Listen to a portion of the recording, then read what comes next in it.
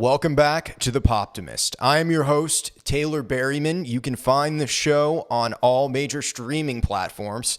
Like, subscribe, tell a friend. You can also email me at thepoptimistpodcast@gmail.com. You can find me on Instagram as _Poptimist or on Facebook as Taylor Berryman. Monday, we were supposed to put up a new episode of Man of Science, Man of Faith about the Bruce Springsteen album, Nebraska. We encountered a technical issue that will be going up next Monday. So be on the lookout for that. Milos, I've been having dreams that are weird as fuck lately. Have you? Me too. I had a dream last night, and it was, I got punched in the head, and I got like a concussion. I felt it in my dream. Like I physically felt pain in my dream, or at least that's what my mind allowed me to do. And I woke up this morning, and I just felt like, oh shit, I think I've been making bad decisions lately because I haven't been using my head to make decisions. That's wild. My dreams have not been that weird. That's crazy. Yeah, I mean, so what kind of bad decisions do you think you've been making then? I won't discuss them in great detail, but there have been some poor decisions made upon my behalf. Anytime I have crazy dreams, it lets me know that I'm going maybe too off the rails and things that I'm trying to do, no matter what it is, whether it's trying to do too much, stuff with dating, any of that. And I always kind of listen to my dreams whenever I start having really weird ones. Mm-hmm. And I honestly make life decisions based off of what my dreams tell me. Really? Yeah, because I feel like it's my unfiltered subconscious speaking to me. Yeah. I've never really felt that way about my dreams. I guess it's because they're too off the wall or not about anything relevant. But that's interesting that you think that way. What's some other dreams that you've had recently that you can remember at least? Well, I had a weird dream earlier this week. Well, last week now, whenever we had a snow day and I was up super late, and then we basically the whole week last week was a snow day. Yeah. Nashville shut the fuck down because of the snowstorm, which we talked about in the last episode. But I had meditated for a little while, and I fell asleep while meditating. Do you ever do that? Do you ever drift off while meditating, and you wake up like 2 hours later, you're like, fuck, I didn't mean to do that. But the dream that I had while I was meditating, I had fallen asleep, and I was in this strange world that looked like the normal world, but there was weird shit in it. Like, I was driving in this grocery store, Harris Teeter. I don't know if you've ever heard of them before. No. But they're like a southern grocery chain. They're kind of fancy. Oh, yeah. They're kind of like Publix. Mm. But I was driving, and I saw that Harris Teeter was closed. Like, the Harris Teeter sign was pulled down off of it, and something else was put up there. I can't remember what it was. It was something like Kroger or Albertsons or something like that replaced it. So it was like a lower quality grocery store. And I took a right turn because it was at an intersection, and I pulled into this hospital. And I went there, and this FBI agent wanted to talk to me about vampires. What? So she met with me, and she was telling me all about these vampires, and it was stuff that in the dream I already knew everything she was telling me. Like, I was an expert on it. And smash cut, I was, to me being in this house, that was my house, in a house I've never lived in. It looked like a haunted house, though. Yeah. And it was Halloween, and all these children were trick-or-treating. There was all kinds of like little monsters, but half of them were kids in costumes, and half of them were actually little monsters that were able to come out because it was Halloween. And then they were trick-or-treating, and I was giving them all candy. They still wanted candy too, and they were excited to be out and like mingling in the world because they're not able to usually be out. And they were asking me for stuff that I didn't have. And I told them to go talk to the ghost in the attic because apparently I had a ghost in the attic. Like, this was so factual to me. Like, yeah, talk to the ghost in the attic upstairs. The ghost name was Abed. So I don't know why I had that dream. It was basically just, I have the weirdest fucking dreams, dude. Bro, that's wild. That is wild. Like, I don't even know what to say about that. I love the Community reference in your dream, though. Yeah, but I don't think it was Abed from Community. I did call the ghost Abed, though. But I don't know what the fuck it was about, dude. I don't know what that one means. Yeah. Sometimes my dreams are just weird like that. I was thinking maybe like the vampire thing could have meant like maybe you have some vampires in your life that like suck the soul out of everything, you know? But the tiny monsters thing, I can't make any rational sense out of that. Have you ever had a dream that's not in color? You know, yes. So this dream was very like muted in color. Yeah. But I've also heard that we dream in black and white and we remember in color. I had a dream that was like all grayed out. You know what I'm saying? Like completely gray. But I've never made sense out of any of my dreams, and I can't make sense out of that one, dude. That's funny though. Have you ever like wrote down anything that you've dreamed? Or you? Yeah. Oh yeah. Yeah. Sometimes if the dream is so strange, like sometimes I'll wake up, and as soon as I wake up, I write down step by step what happened in the dream, and I'll try and read it to make sense of it to see if I can take any meaning out of it. Because my dreams are very, I don't know, they're always very subconscious and just weird. Yeah. I had this one dream when we were still living in the other house over on Stratford. Oh yeah. This was when COVID first started. I was thinking maybe one day I'll move to New Orleans. But this wasn't in the dream. This was just like a thought I was having in my head because I was like, maybe I'll go there and get really good at jazz and just do that like 7 nights a week, go play in jazz clubs and just try and cut my teeth and do it. The dream was of me. I was in New Orleans in this dream, and I had gone to a pawn shop, but it was like a guitar center. It was as big as a guitar center. It was like a warehouse kind of. Oh wow. And I went in there, I tried to buy a guitar. I can't remember what happened, but then I went to this haunted house. And Michael Myers was there from the Halloween movies. Yeah. Was it actual Michael Myers or was it like some guy that was dressed up like him? Yeah, it was actual Michael Myers. Oh in the shit. Dream. So all this fucked up shit started happening in the dream. Everybody was freaked out and afraid. I went upstairs all the way to the attic, and Matt Damon was there. And his head was shaved, and his arms and legs had been cut off. And there was like a chain link fence in the attic that he had hooks in his back that he was being hung from. What? Yeah. That's terrifying. That's scarring. But then I decided that maybe moving to New Orleans isn't a good idea. You know, that dream. That's what that dream meant to you? Yeah, that's what it meant to me. Otherwise, Matt Damon has no, yeah. He's an East Coast boy, dude. He wasn't made for New Orleans. He got hooks in his back and hung on a fence. So have you had any dreams about like where you're from or like Florida or like Maine? Yeah, I've had one Maine dream. So this was when I was still living in Maine. Yeah. And it was the thing, this dream made me decide to move to Nashville. So I was living in my 1-bedroom apartment that was really more like a studio apartment that just had a hallway in Brunswick. And at the time I was working at BEK. I was driving my 2000 Pontiac Grand Am, which I've talked about before in the past and how it was a shit car. And Phil Bryan was in this dream. Oh, yeah. And what was happening, I was driving my car in the dream. And I fell asleep in my dream driving the car. And when I woke up, the car was sinking into the ocean off of like a boat ramp in Maine. Wow. And Phil Bryan said to me, don't go after it because you'll die trying to chase it. And I don't know why, but I woke up that morning and was like, I'm going to move to Nashville and I'm going to do it soon. Wow. And that was around the same time that the thing that moved me to Nashville was I got into a car wreck. Well, someone backed into my car.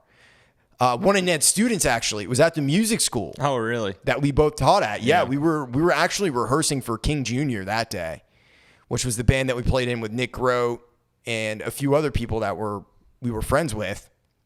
We were having a rehearsal for an upcoming gig, and this guy, he just backed into my car and ripped off my bumper. Completely came off. Wow. So that gave me the money to move because I wasn't even in my car, so I was declared no fault on it. It was nothing that I did. And this was also around the time that morning I was super upset because I found out one of my ex-girlfriends was getting engaged. And I was devastated. Yeah. And I called Ned and I told him I didn't want to teach that day. I didn't want to go in, didn't want to do anything. And he told me to stop being a bitch and come. So I did. And that's what happened. I ended up getting the money to move to Nashville. I got like $2,000. Yeah. And I just pocketed it immediately and was like, fuck it, I'm out of here. So it was pretty crazy. Yeah. So when I had that dream, I can't remember if it was before or after, but it was in a very similar time frame. Yeah. And it involved that car. So if PB's ever in another dream, you'll know like a big change is about to Yes. come. Yeah. Like, Yeah.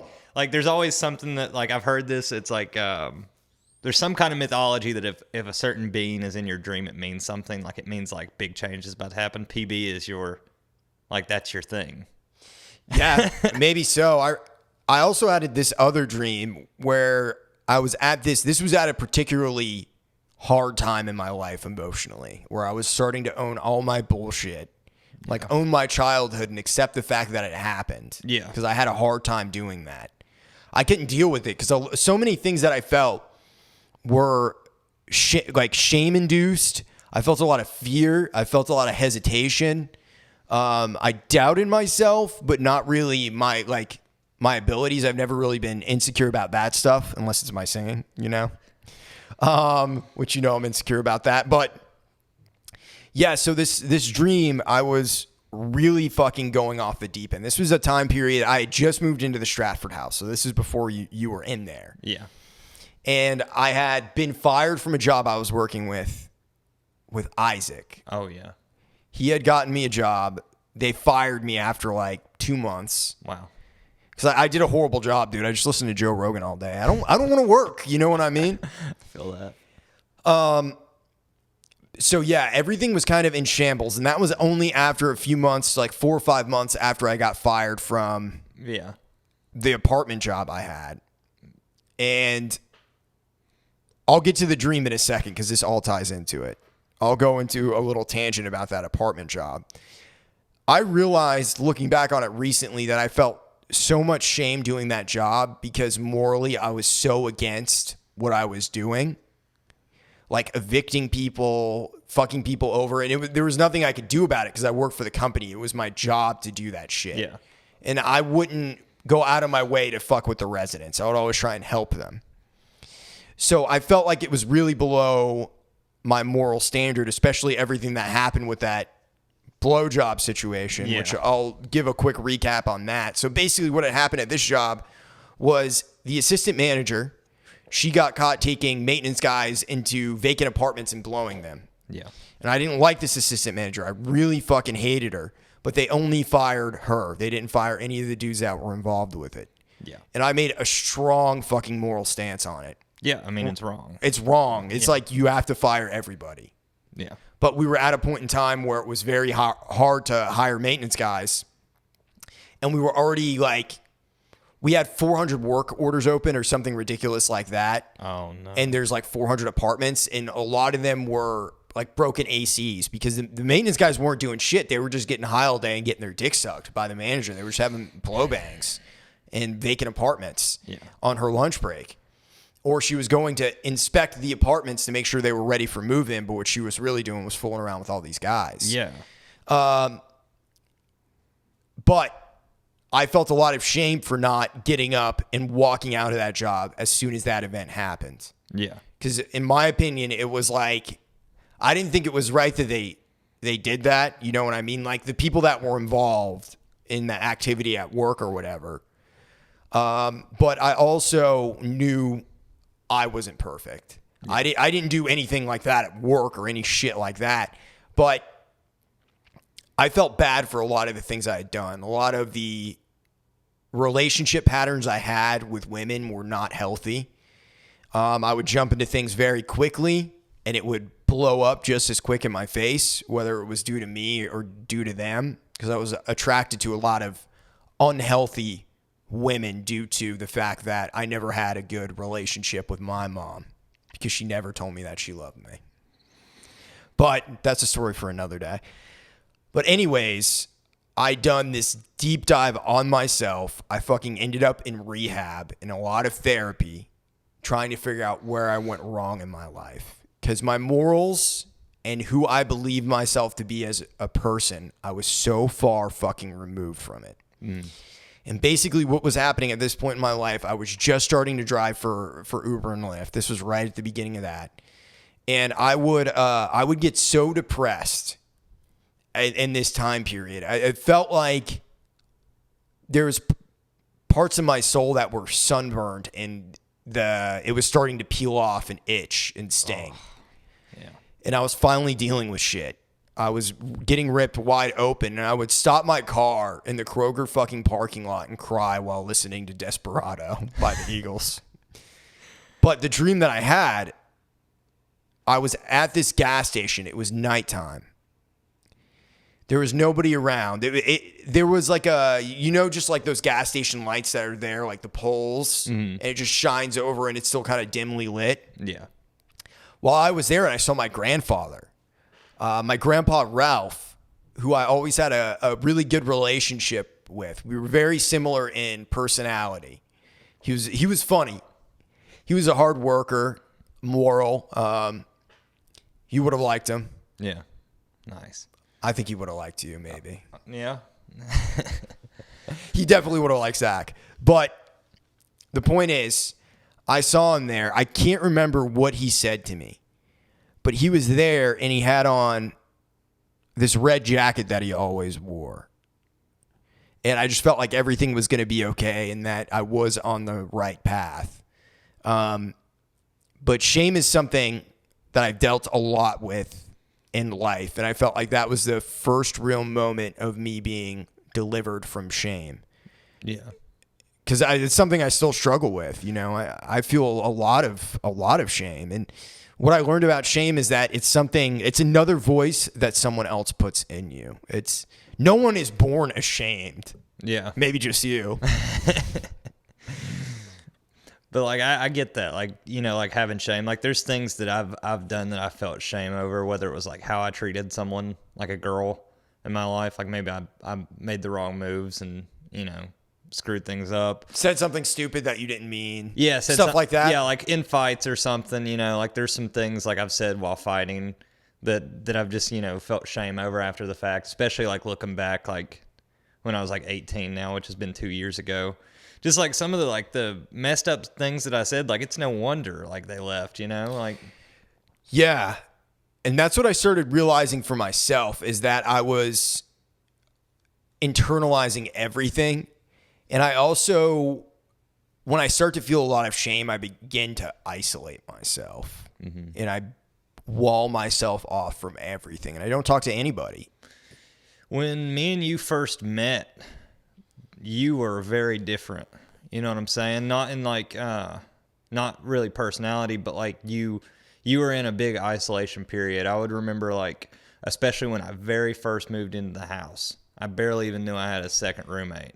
I'd never seen you. Like, I was gone a lot probably back then too, driving. Yeah. And just like out of the house, right? Yeah. Or if you were in the house, you were in your room, like I would barely see you. Like that was also due to the situation we were in with that too. Well, yeah. Because here, I'll go off on another tangent and tell a story about living in that house. So before you moved in, we had a roommate that was a straight up fucking sex offender. And I didn't know until after I moved in. So this was the same time period that I got fired from the apartments. I had moved out of the apartments that I was working at. And doing Uber and Lyft and all of that, and I moved into this situation. I didn't find out this guy was a sex offender until I was 2 months in. One day he told me, he's like, I just want to let you know I'm a sex offender. And I'm like, what happened? And he told me he had groped a girl at a party on New Year's Eve on base. He was in the Air Force. He was in the military. And he got like court-martialed and thrown out and all of this shit. Damn. And he was a very dark, weird dude. Yeah. There was a bunch of things that just didn't make sense about him. He was very egotistical. He was also a stagehand, and or not a stagehand. He did like the rigging, you know? Oh yeah. And that whole world, dude, that is some other level shit, dude. The people who do that. Yeah. Like, no offense to stagehands or anything, but a lot of them, Degenerates. they're pretty dark, bro. I've worked a few stagehand gigs, like especially when I first moved here. I know you have. I've heard stories. Yeah. I did not like it. And it's dark, bro. A lot of people there are. And I'll say this. Look, I respect the fact that they're making a show happen. They are an essential piece of that. But a lot of them are egotistical fucking pricks. Like, they're like, yeah, this wouldn't be happening unless it was for me. Yeah. And it's like, nah, bro, you would be working construction unless it wasn't for the fact that you'd be doing this. And that's not even saying anything bad about construction workers. I'm not trying to say anything negative about anybody's profession. But there is a level of arrogance that fucking these people, these stagehands had about what it is that they did that I did not understand. And I would say that there's even a lot of stagehands that would agree with what we're saying. You know what I'm saying? Probably so. Yeah, I imagine, because a lot of them are musicians that are working just like side gigs. Yes. And there's a lot of them that are musicians that originally moved to town to be a musician, and then they became a stagehand. Yeah. And that's just, it is what it is, you know? And there's nothing wrong with that. I don't want to say anything bad about that, but it's weird, dude. They have this weird entitled arrogance. Yeah. Or it's like, bro, what are you really doing? Yeah. And I remember when I first started doing stagehand stuff, I worked for like a really, really weird company. It wasn't like Rhino or any of the bigger companies. You know what I'm talking about? It was a small one, like maybe Union 42 or something like that. One of the unions or whatever. And I remember like walking in there, and it was just like, I thought it was a room full of like, I hate to say, a room full of homeless people. Because I walked in there and it was like, I was expecting people maybe my age. A lot of the people are addicted to drugs. And they work at by the week hotels. Yeah, it was a rough time. It was at Opryland Hotel. And the room that they had us go in was like to like sign the sheet or whatever that you showed up was like behind a curtain and like ridiculously hard to find. Yeah, and I was like late. I was like 30 minutes late. And because you didn't know where it was? I didn't know where it was, and there was no instruction on where they were at or what floor they were on. No, there never is. And there's no, like, you just have to know. You just have to be in the know. And, like, I just lived here, and I wasn't in the know. Well, they treat you, too, like, oh, you've never done this before? What are you, a fucking bitch? Yeah. That's, like, day one, how they approach you. And I did, like, a few gigs with them, and I was like, no, I'm not doing this. Because they have the mentality of, oh, I lugged this fucking gear for Judas Priest. And some of the people who do it, they have great stories. Yeah. And it is interesting, but they're like, yeah, Def Leppard. I worked for KG Elephant. Yeah, shit like that. And I'm like, dude, they live on our street. Yeah. Back in the day. Yeah. You know, like, it's not a big deal. I don't understand that, but I don't know. Yeah, like, whenever I was doing that, like, I would always do, like, corporate stuff, too. It was never anything fun. It was mostly, like, rolling out carpet for, like, 8 hours. Yeah. You know, and just shit like that. It was so dumb. But, yeah, it's a soulless place to be in. So I was working a lot of, like, odd jobs like that during that time period, too, where I didn't really know what was going to happen. And I had gotten away from doing the Poptimist. Mm-hmm. I'd gotten away from that. I really wasn't talking to anybody. Like, I wasn't talking to any of my family, any of my friends. Really, the only friend I was communicating with in that time period was Josh Norfleet, because he lived right down the road from us at that point. Yeah. So he would stop by a lot, and we would just hang and chill and talk. And that was one of the things that really helped me out a lot, was having Josh around. Yeah. But yeah, it was a dark time period, and it wasn't because my life was necessarily dark. It was because I was dealing with all the inner darkness that was in me, all that shame, all that fear that made me isolate. Yeah, if there's one person that you want around when you're in a hole, it's Josh. Yeah, like, absolutely. Honestly, like, yeah, if I was ever in like a really bad depression, Josh Norfleet's the exact person to have around. Yeah, and that's what it was for me, you know. And I was hanging out with them a lot, and I was getting back into the fact that I was a musician because I had had a job for so long, like had jobs, sales jobs in some degree, because even the apartment thing was a sales job because I would get commission from leasing apartments.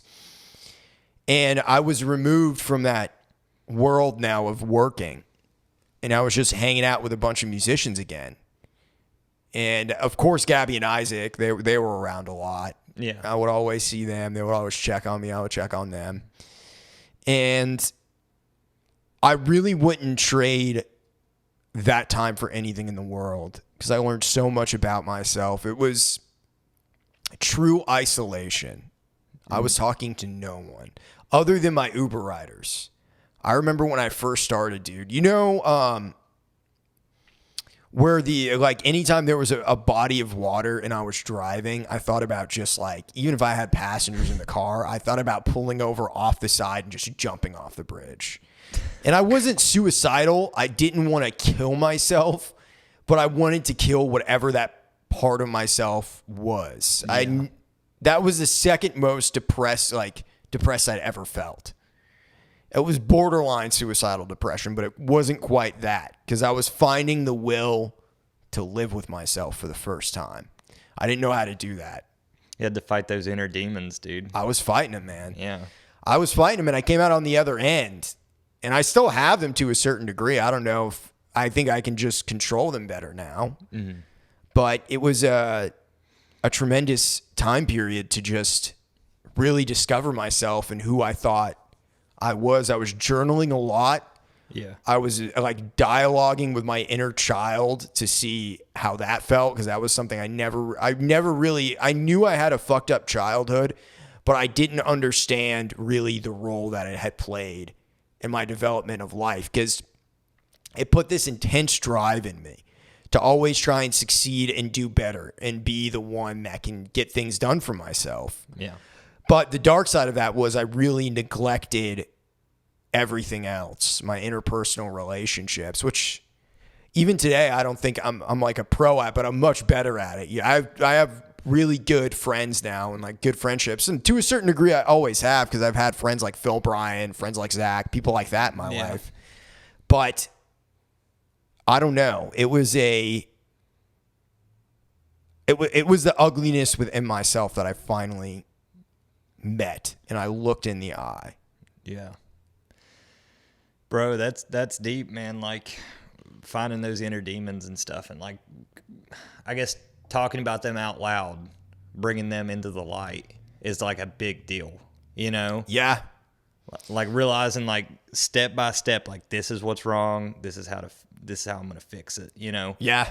Like it's different than just like thinking like, yeah, that's wrong with me. Then like actually like bringing it into like, it can be uncomfortable. Talking about what I was ashamed about really did that for me.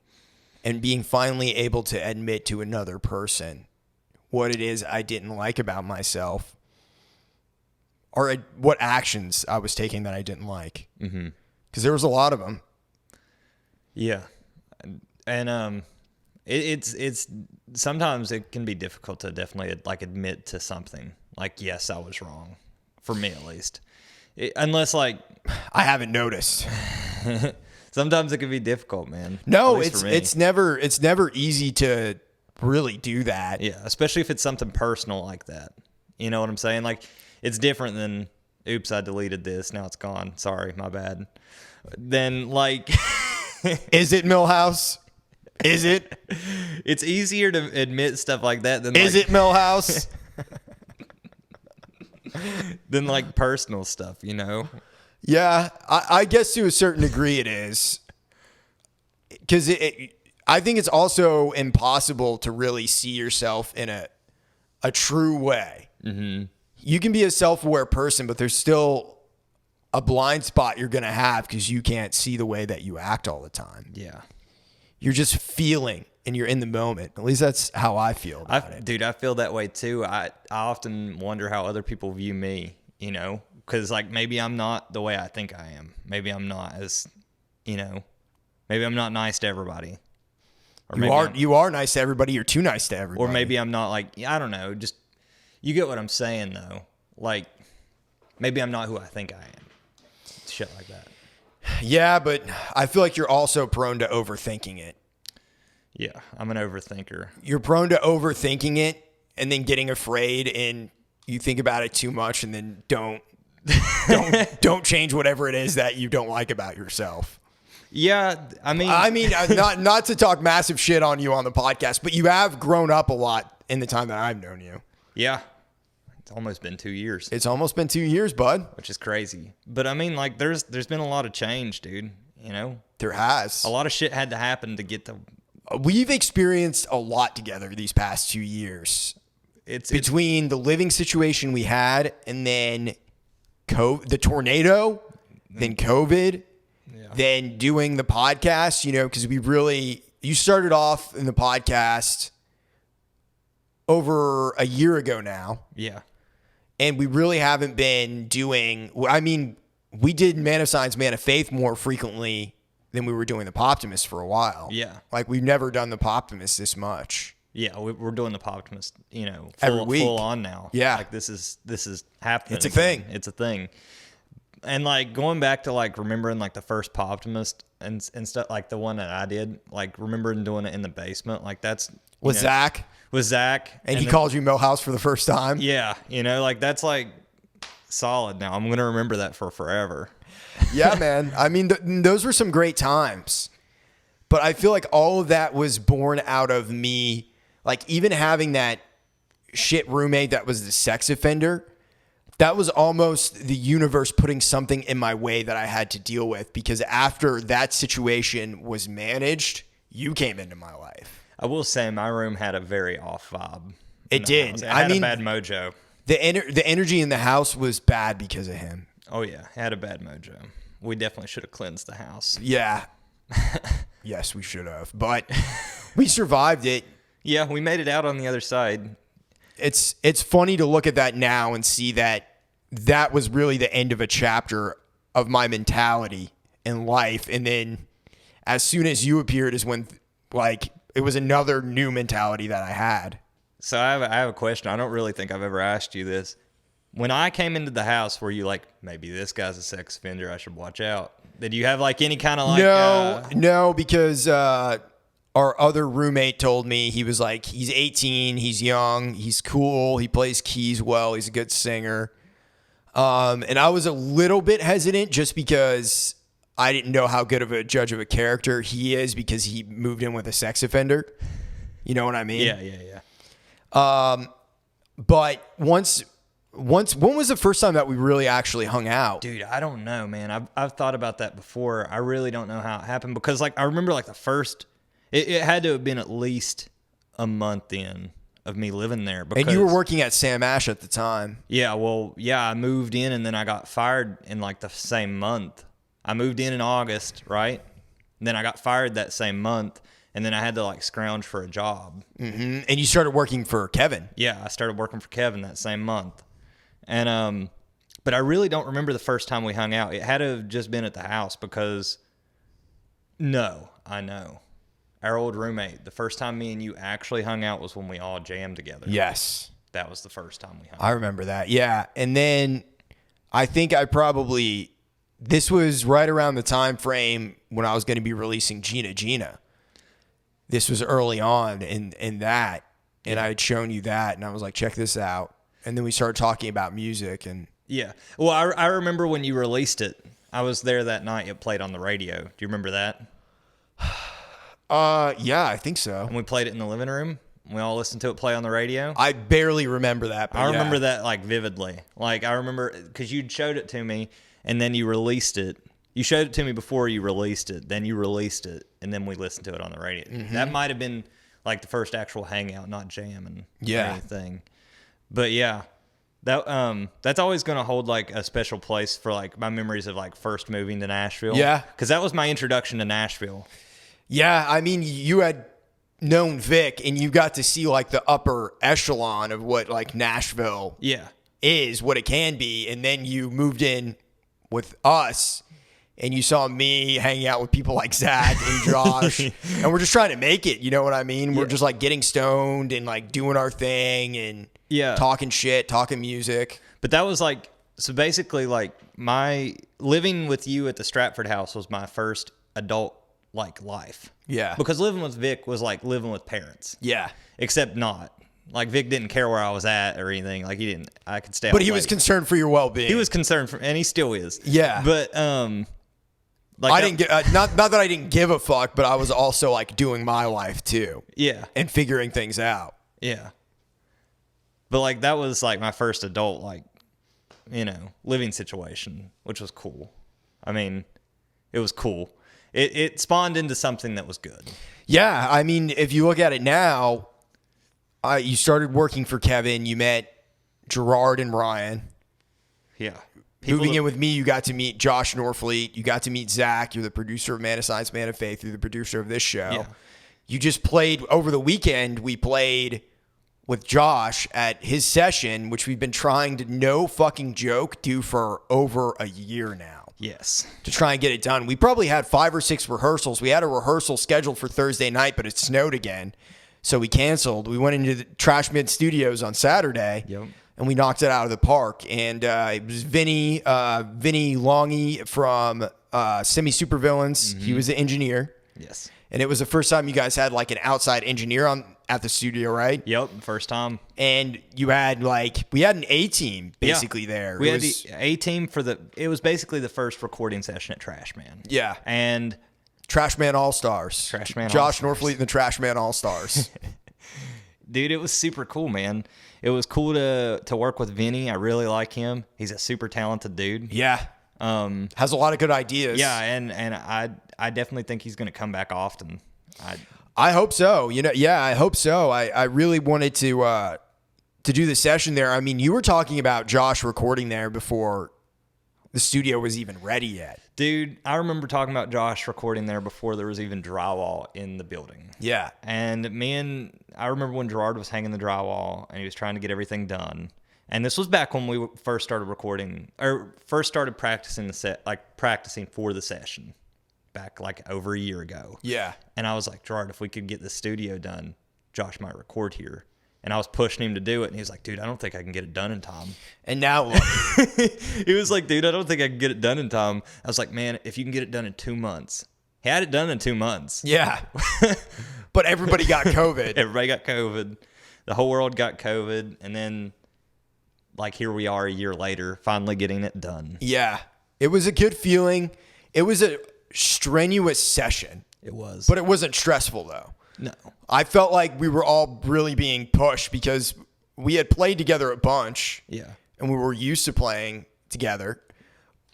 But we had no rehearsal basically before this, which is not usually how I like to do things. Yeah.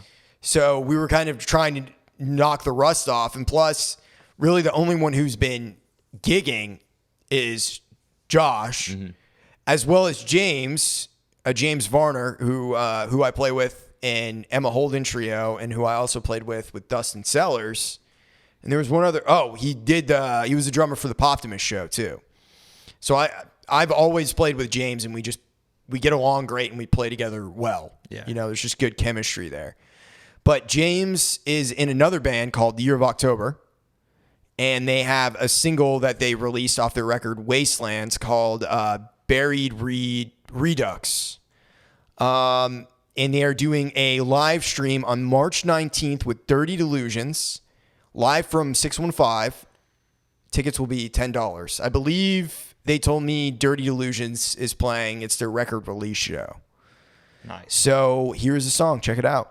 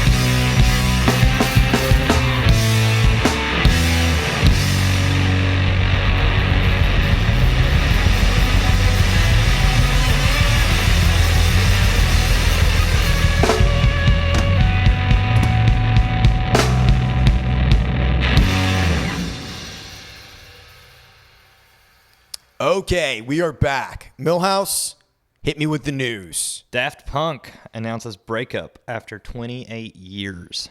Why did they break up? I think it was just time so they took a big hiatus. I don't know if you knew this. So after their last album, they basically hadn't done anything for like 4 years. Pretty sure it was like 4 or 5 years. Random Access Memories, I think, was their last album in 2014 or 15. That was the one that had Get Lucky on it, which was a huge fucking hit. Yeah, and honestly, like, Get Lucky is in my opinion, one of the best mixed tracks of all time. As far as audio goes, dude, they're big time nerds. Oh, yeah. They've also worked with The Weeknd. Yeah, they have. I Feel It Coming. That's the song with The Weeknd on. I love that song. I mean, I'm not a huge Daft Punk fan, but like I like them a lot. I'm sad that they have broken up. But I asked you this, but you haven't seen the video they posted? No, dude, it's like a full blown movie. It's like a Star Wars type thing. It's so cool. You'll have to watch it. It's definitely awesome.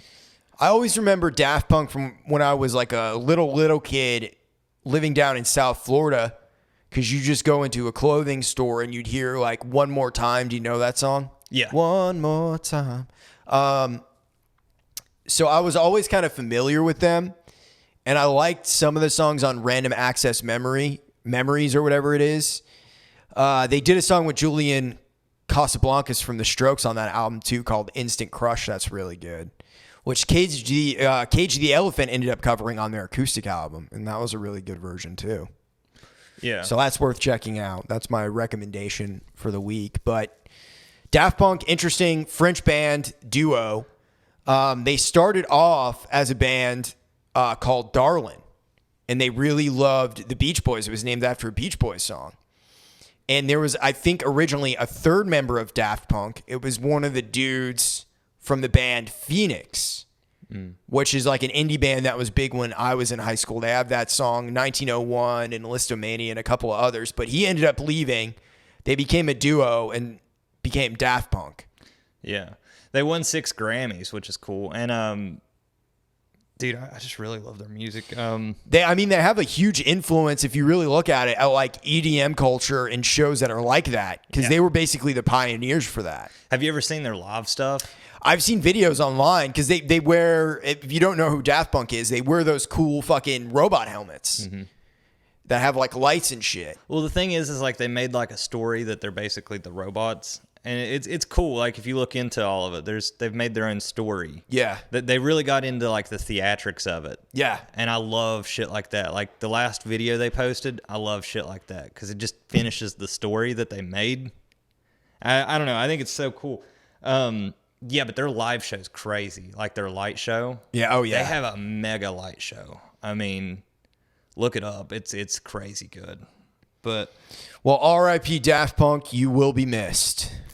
All right. We still got their music though, so they're still technically alive. Daft Punk is just not around. So next article, Bobby Shmurda has been released from prison. He went to jail for murder, right? Mm-hmm. I feel like he went to jail for posting a rap song where he was gloating about murdering someone. Is that right? Yeah. Yeah.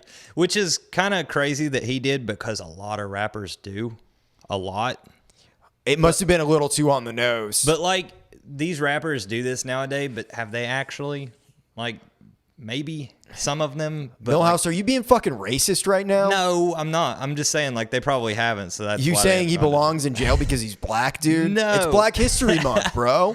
You know I'm not saying that. We don't know if he actually did it. No. So what is his deal? Like he's out of jail now? Yeah, Quavo picked him up from jail. Who's Quavo? Quavo, you don't know who Quavo is? No. He's in a rap band called the Migos. They've been around. They were big when I was in middle school and high school. They have that song Bad and Bougie, right? Yes. Yeah. They have a bunch of hits actually. They were huge when I was in high school and stuff. And they're still pretty big, but Quavo's like the lead of the group.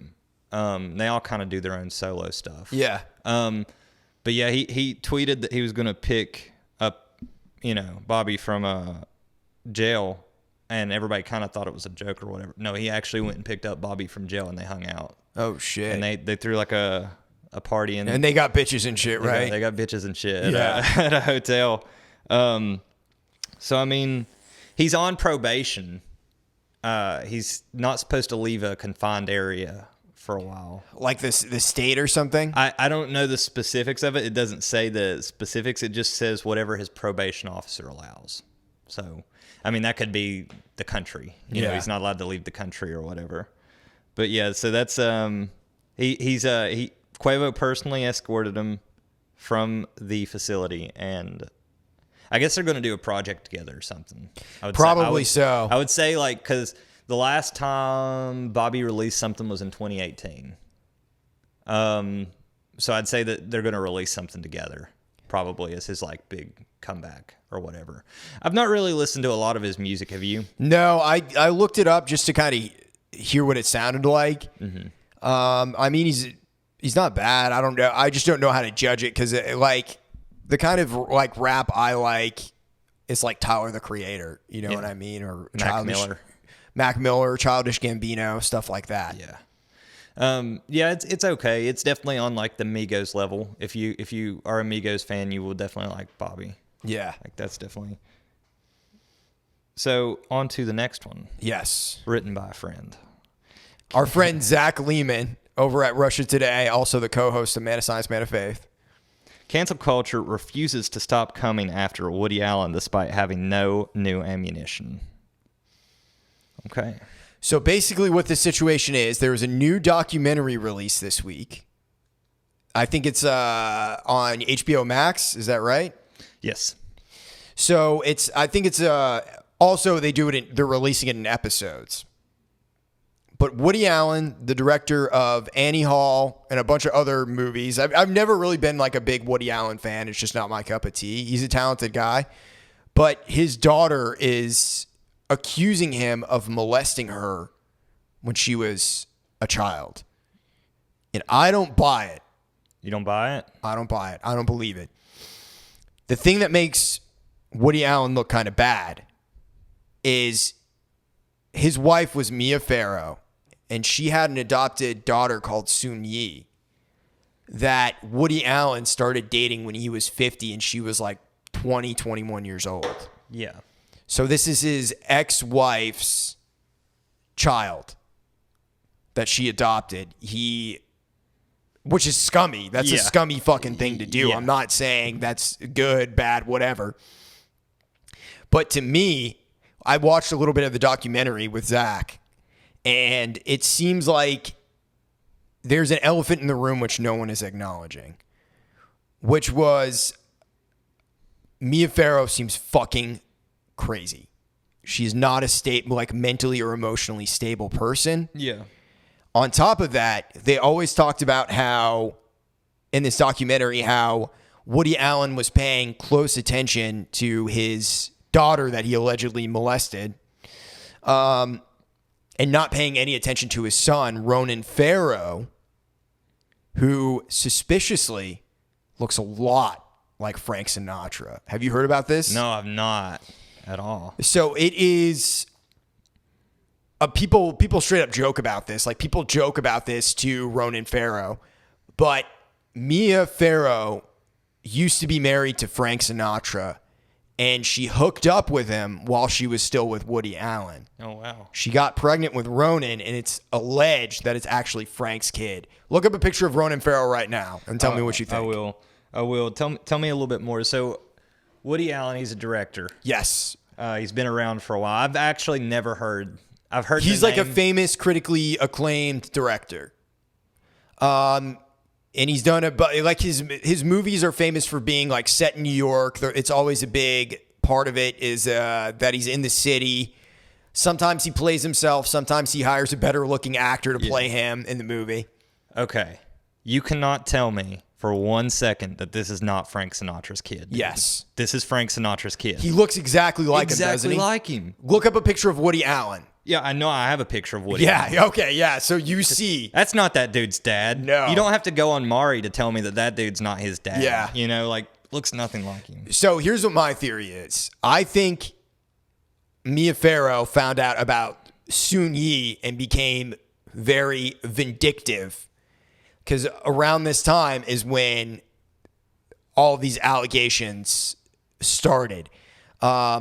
And he's also been cleared 2 times in the 90s. I think the Connecticut State Police investigated Woody Allen for allegedly molesting his own daughter. And then the New York State Police investigated Woody Allen for allegedly molesting his own daughter. And he got cleared both times.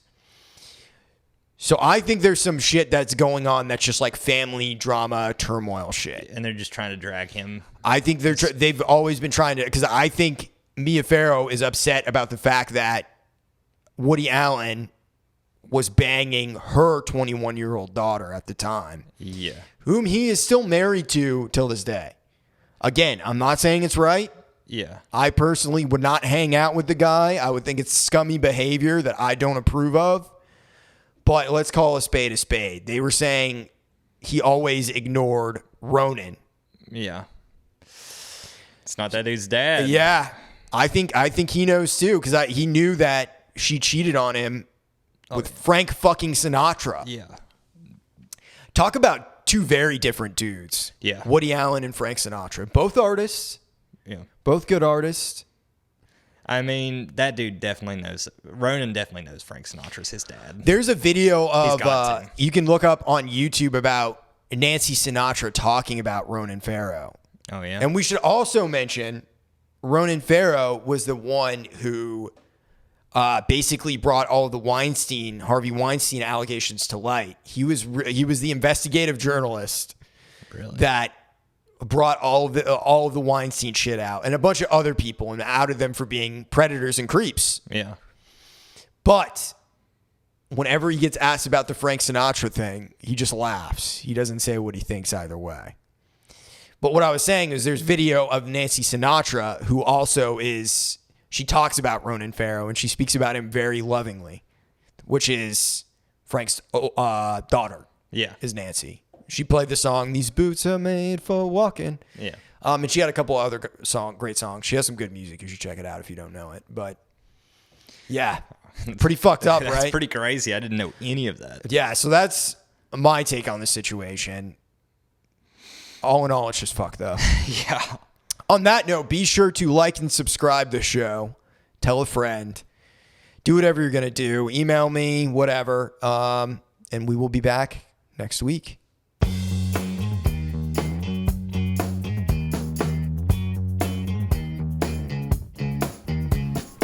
This podcast is produced to you by Taylor Miller.